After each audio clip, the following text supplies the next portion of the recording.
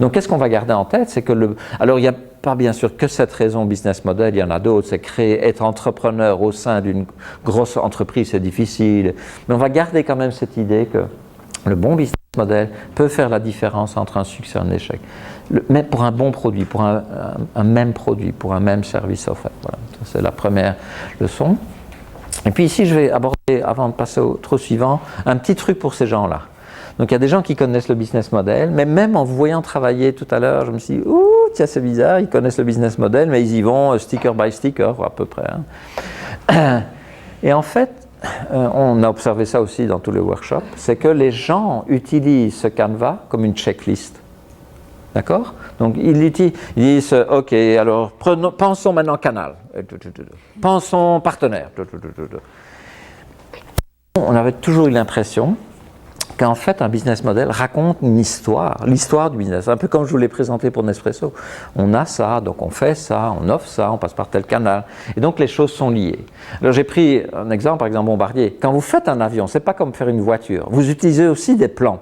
D'accord? Vous ne le voyez pas très bien ici, mais vous voyez qu'il y a des ailes, un moteur. Donc vous dessinez les choses comme là, mais en plus vous faites autre chose. Enfin les ingénieurs, ils font autre chose. Ils doivent décrire le fonctionnement de l'avion. Ah, quand on prend le manche à balai à gauche, à droite, on fait bouger les ailerons ici de façon inversée. Ok. Quand on prend ça, le même manche et qu'on pousse devant derrière, on agite les petits ailerons ici derrière, ils bougent comme ça. Et quand on prend les pédales, il y a cette gouvernail ici qui bouge à gauche, à droite. Donc on doit faire ça. Et les ingénieurs, ils engagent pour faire ça, ce sont les équations. Ils disent comment va bouger l'avion. Nous, on n'a pas, mais on peut quand même peut-être essayer de vouloir représenter la dynamique du business model, la partie plus active, plus animation, plus histoire. Prenons un petit exemple. Vous connaissez tous Google, parce que même si vous ne buvez pas de café, Google, ça vous l'avez tous utilisé. Donc, alors, Google a une proposition de valeur qui est ce que vous faites, vous cherchez. Donc, il offre la possibilité de chercher sur le web et il l'offre à des clients qui sont n'importe qui, tous les internautes. Ok. Quand j'ai beaucoup d'internautes, j'ai une ressource, j'ai des millions, dizaines, centaines de millions de personnes qui font ça. Ça, c'est une audience. Et sur base de cette audience, je peux construire un autre produit qui est le fait que je veux offrir la possibilité de faire de la publicité. Ah non, pas à ces gens-là, à moins que vous soyez peut-être entrepreneur, mais a priori, je vais le faire pour d'autres clients qui sont les annonceurs, les publicitaires.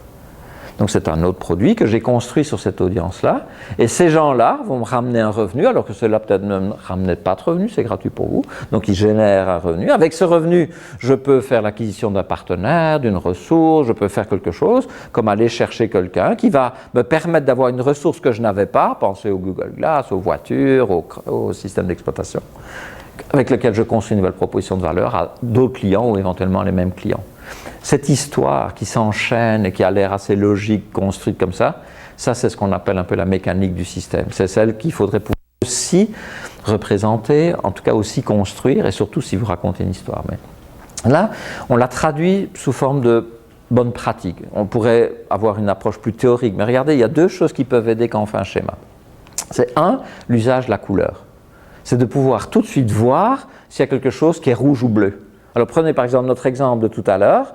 Notre exemple de tout à l'heure, c'était le Airbnb. Ben voilà, tout ce qui est rouge, clac, ça sort, ça concerne les gens qui voyagent.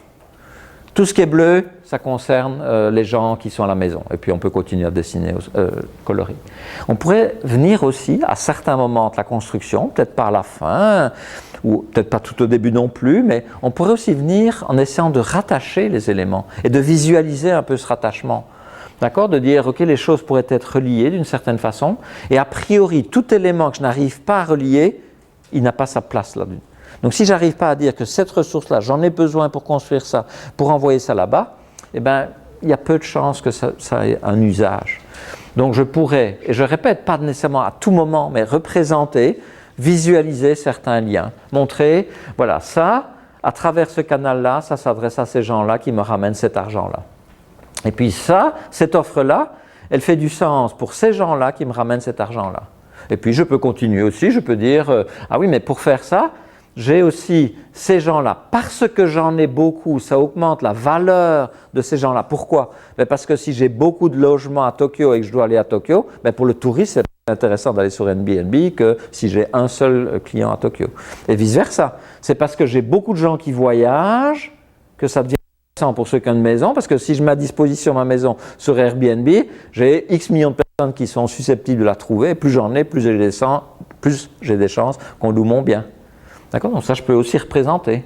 Puis je peux bien sûr représenter la partie gauche parce que cette activité fait du sens pour faire ça, j'utilise telle ressource, j'ai tel coût. Et je peux commencer soit à visualiser ça, je peux le laisser comme ça, mais ce n'est pas très clean, donc je peux nettoyer ça. Mais par contre, quand je vais raconter mon histoire, je vais me servir de ces liens. Ou je vais me servir de ces liens pour détecter, waouh, ça c'est bizarre, hein. J'ai par exemple, je sais pas, celle-là, ah non, non, là ça a servi comme canal là-bas, donc ça j'ai trouvé.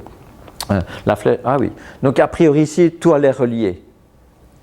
Mais je pourrais avoir des éléments que je ne vois pas comment relier. Alors je me pose la question, mais est-ce que j'en ai vraiment besoin? Oui.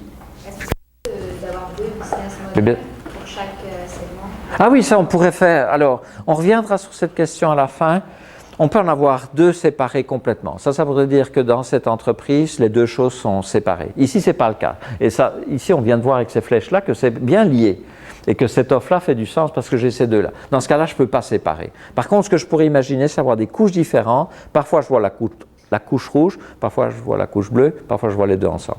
Mais en tout cas, ça ne serait pas deux business séparés parce que ça n'a pas de sens. L'un ne peut pas tourner sans l'autre. Par contre, dans certaines entreprises, j'ai Nestlé, par exemple, un Nespresso, mais ils ont aussi Dolce Gusto, et alors c'est vraiment séparé, ils ne se partagent